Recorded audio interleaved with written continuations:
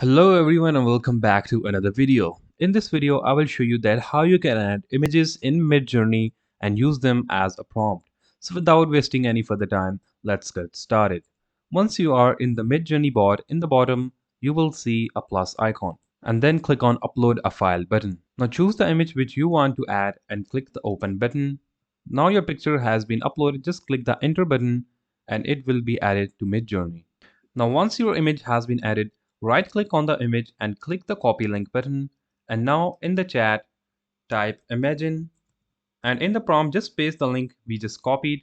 Now hit the space bar and you can keep adding your prompt like remove text, remove change background, hyper realistic 4K, and once you are happy just hit the enter key. And now the picture you uploaded is being used as a prompt, and that's how, my friend, you can add images to Midjourney to use them as a prompt. I hope this video was useful for you. Don't forget to like and subscribe to our channel. Thanks for watching and see you in the next video.